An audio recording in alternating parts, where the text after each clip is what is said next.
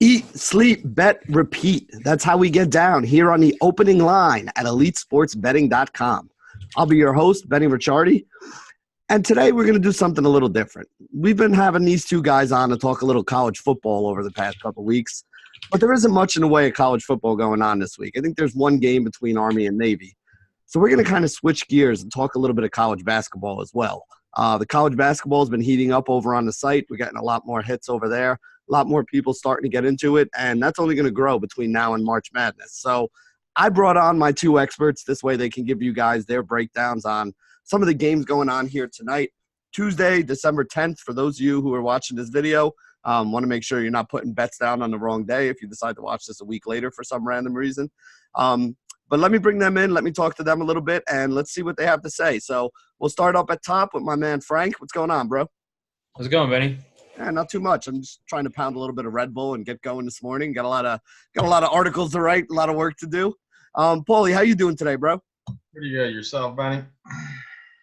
Much better now that I'm caffeinated and ready to go. So like I said, I wanted to bring you guys in today so we can talk a little college basketball because it's kind of that little low in the year for football, at least. We'll come back and we'll talk about some of these, some of these conference games and things like that are going to be coming up, some of the bowl games that are coming up in a couple weeks. But like I said, without having too much college football this week, I figured we'd switch gears a little bit. So let's start right at the top here. Frank, anything standing out to you today in the college basketball world, places you think we can make some money? Yeah, it's a later schedule this week, or today for Tuesday. It's usually, 40, 50 games. There's 20-something today. Mm-hmm. So I got a handful of plays up on the site. And, for those of you that want to see them all, you can log on and get a package there, and you can see all the plays for today. But we talk about a couple of games today. There's a couple of games in Madison Square Garden. And typically on these bigger games, it's a little harder to find an edge. You find edges on games like Grambling State, Louisiana Monroe, or something like that. Mm-hmm.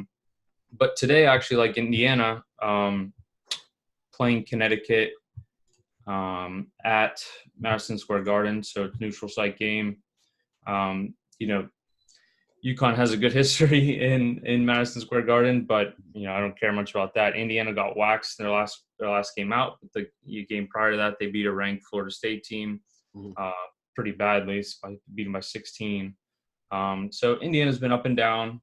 UConn has played pretty decent. They haven't really played anybody. They lost to an okay Xavier team, but that's about it. They haven't played it. These early schedules are hard to discern, but I like Indiana that game. I got them by like 6 on the neutral site. These teams aren't too different, but yeah, I'm taking Indiana at Madison Square Garden today. I took them at 3, and I think there's I would take them up to 3.5.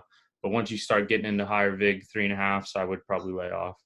Yeah, that is I was going to say, I'm pretty sure that spread was 3 because that's one of the bets that for anybody who lives in New Jersey, that's one of the booster bets that they have over on FanDuel today. So you can get a lot of money down on it. I think it's like $50 or something on the boost. But hey, if you were going to put $100 on the game, you might as well get 50 at a higher odds rate and then, put the other 50 at, the -3 at even money as well. So definitely one that I'm going to be looking at tonight. What the hell, I might as well throw money on it if you're going to be offering me better odds on it like these sites do sometimes. Paulie, what are you looking at? Anything you're seeing that's sticking out to you? Yeah, there's a couple games I like today. The one I like the most is Penn State getting one at home against Maryland. So Maryland this past weekend came back and rallied at home against Illinois when they were down double digits in the second half. Mm-hmm. And so Penn State comes into the game 7-2. The 2 losses they had were to Ole Miss on a neutral court, and the last game they played, they got blown out by Ohio State. But I have Ohio State as one of the better teams in the country, so I'm not really too worried about that. Good loss. Whereas Maryland's going to be playing their first game on the road this year against a team who is playing pretty solid basketball, and I think that Penn State should be favored by about 2 or 3 points here, and instead we're getting +1. So I was able to play around that. Yeah, no, that's always nice when you got the money coming in, coming in on your side in your favor, and you're in the other direction. So that's always a good thing as well. I'm definitely going to make sure I get some money down on that. So this is the first time we've actually done a college basketball betting show here. So talk a little bit about some of the things that you look at. Like Frank, I know you mentioned where you're usually firing more on some of the games that most people aren't watching on ESPN or teams that guys don't know. Do you feel that the edge is better in those as opposed to two top 25 teams that everybody sees all the time that's out there? You figure the lines are a little softer on, some of these smaller conference games? Yeah, I mean, there's maybe a bigger debate here, and I haven't had hard proof of this, but I find myself scrolling down to the extra games sections on your sports book there to fire on some of these games more often than I do, on that upper half. I don't necessarily, like I said, I don't have hard data to prove, that those games are more playable, but to me, just logically, we know who's playing for Duke, and we know who's playing for Louisville, and we know how good these recruits are. I definitely think that there's more. I find myself with bigger edges. Let's put it this way: through my modeling process on the games that less people are going to watch. Right. A day like today, I'm playing a game that's on ESPN, and it's two pretty large market teams. But typically, I find myself betting the Princeton game or the Louisiana Monroe game or something like that. And I'm about 2-1 on totals, so I'll play about twice as many totals as I will sides. But yeah, I don't, it's tough to say with college basketball. It's just basketball is such an efficient market, on NBA and in college basketball, that it's tough to be, betting a Duke UNC game for me, unless it's just, I want to watch something and be interested in it. We know exactly who these players are, how good they are, and what they're worth. And I think that, as you get down the list in the sports book, you can probably pick off a few lines that I think we played the Pitt Louisville over that lost last week. But you can find these teams like Pitt and these lower end teams, even in the bigger conferences, that these lines can move 5, 6, 7 points sometimes on totals. And when you see that, that there's some efficiency problems there that we can take advantage of. Yeah, no, that's a good point. And also with some of these smaller schools, I mean, a team like Duke, if one of their better players gets hurt, the next man up is still a McDonald's All-American or somebody who's really good. You lose Louisiana Monroe loses their starting point guard. They don't always have the depth there where it's going to go, next man up is going to come in and they're going to basically perform the same. So, Paulie, how about you? What are some of the things that you look at with your, college basketball model and things that you basically use to try to get some of your plays? Yeah, I think one of the things where we have a little bit of an edge in college basketball is just by the pure number of games.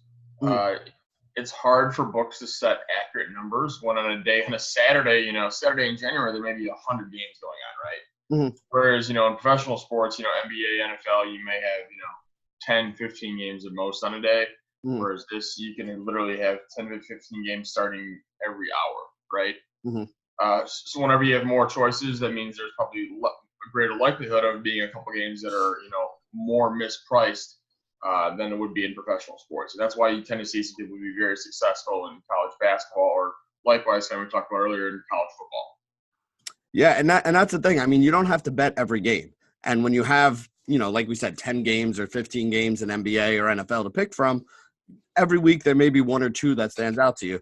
When you have 100 games to pick from, if you just do the simple math on it, there's probably 8 to 10 games there that, you could wind up having a play on. And, there's always going to be at least one of them that's severely mispriced or really out of the way. So it is a good way to kind of make some money there. Anything else you guys want to add into here? I mean, we're going to try to be bringing you guys a lot more of this college basketball stuff, especially going forward now that, college football season is basically winding down other than the bowl games here. Anything you want to kind of add or throw out there to the subs before we move on here?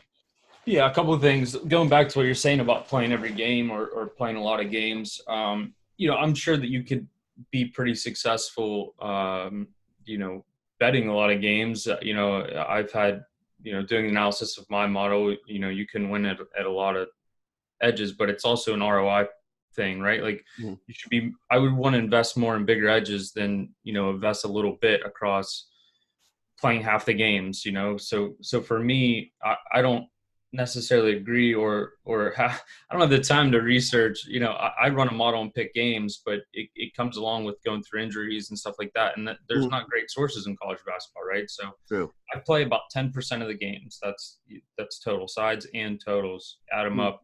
And I aim for about 10%, and that's typically what I see. But on a given Saturday, there was 101 games last Saturday.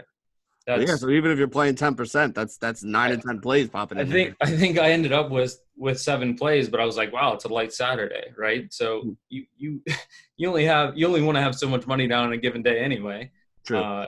So last week on Saturday we were betting college football. I had like 3 or 4 college football, 6 or 7 college basketball, and then some NBA. So you got to kind of, for me, I'm picking spots that I think are going to be the most profitable, even though you could profit, down the line, maximize ROI and invest more money in that type of stuff. And to, talk about just college basketball in general, this is feeling like a couple of years ago where we don't have a team that's really going to stand out here. I mean, my model still thinks Michigan State's number 1 because nobody's played exceptionally well. I think that'll change, down the road, but it's going to be one of those years where it's like, are these Izzo teams or Cal teams going to be peaking at the right time like they seem to do and kind of moving their way through the tournament? Or is it going to be, I don't remember the exact year, but 2 or 3 years ago, there was a year where every time someone got pushed into number 1, they lost. Yeah. It's going to be an interesting, year, I think, because there's no Zions out there that can just win games by themselves.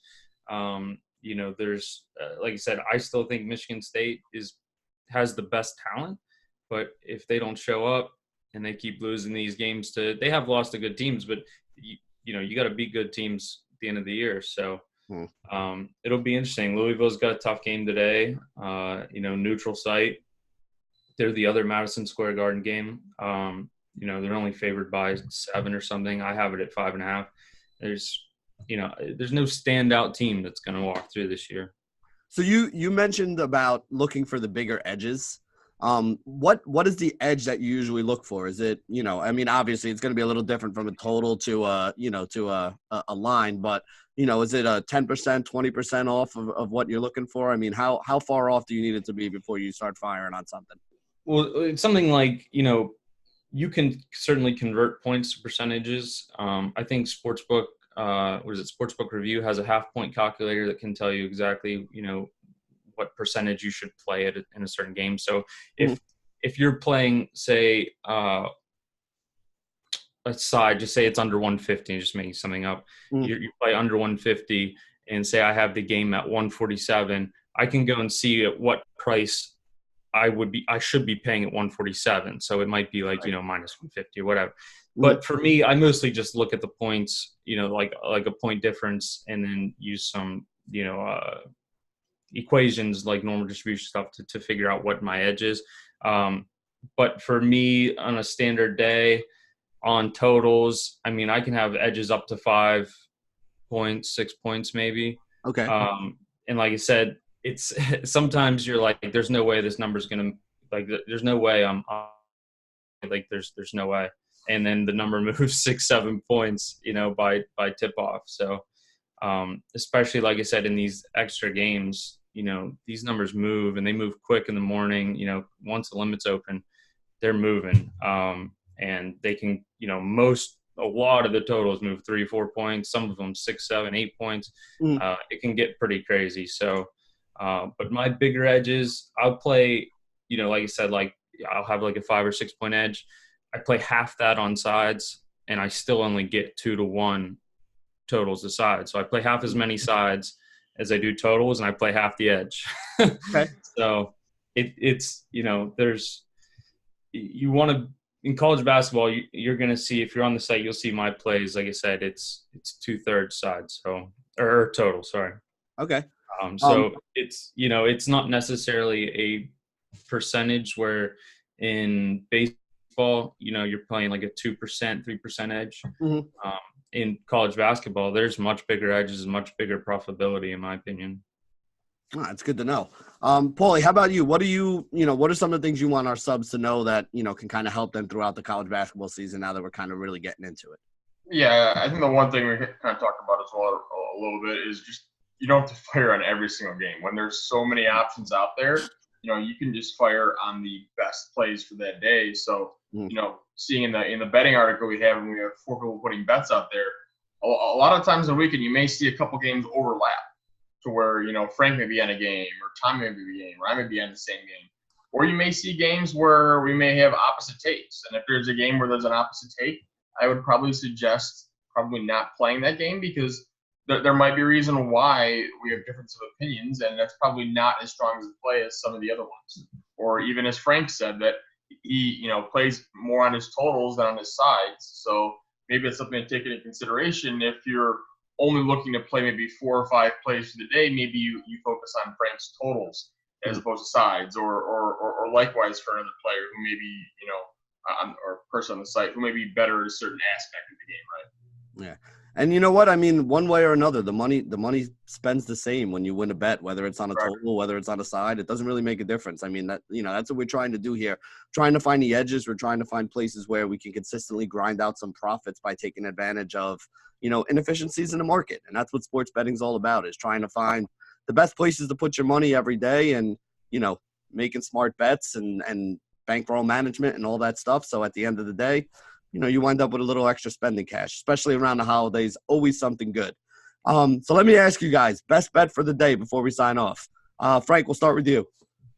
Yeah, I'm taking actually, let me see what the current number is. Monmouth Princeton under 138.5. Let me see if it's still there. All right, low-scoring game in New Jersey today. I like that. Yeah, 138.5 on Pinnacle, 139 with a little higher vig on Chris. So 138.5, 139. I've got that game low 130s. I don't really have any hard-hitting analysis on why I don't watch a lot of Princeton basketball, admittedly, or Monmouth basketball. So other than the model saying, hey, take this, that's what I'm taking. That's my biggest edge for the day. Yeah, I actually am looking at it now. I see a couple places where it's 139 at, minus 110 and a couple places 138.5 minus 105. So, yeah, definitely a little bit of value in that one. Paulie, best bet for the day, buddy. What do you got? The biggest edge is the one I mentioned earlier, which is Penn State at home getting 1 against Maryland. Let's see. I'm just looking at some of the books I got up here. Some of them have already moved to pick them. I've seen, but I think there still should be a +1 out there. Yeah. Oh yeah, no, there's definitely. I mean, the Westgate has it at +1 right now. William Hill has it at Pick'em. MGM actually moved it to the other side. MGM actually has Penn State favored right now. Interesting. All minus 110 on those 3 at the moment too. Yeah. And so that's a good one. Like what we said, these numbers move quick, and when you do subscribe, or if you are subscribed, when you see these numbers come up with us, it's better to get in earlier than late because, like you said, these numbers move. Even the sides will move, but the totals especially will move. So jump in when you can and get that maximum value. Yeah, and I don't know which one of you it was, but I know somebody updated their college basketball because I got the update on my phone. Somebody updated college basketball picks this morning, so I got to get over there when we get off here and make sure I get some bets down before some of these things go in the other direction. So that's it. That's our college basketball opening line show for today. For Frank, for Paulie, I'm Benny. We sound like good fellas right now when you put the 3 names right there together. But for Frank and Paulie, I am Benny signing off for the opening line here on EliteSportsBetting.com.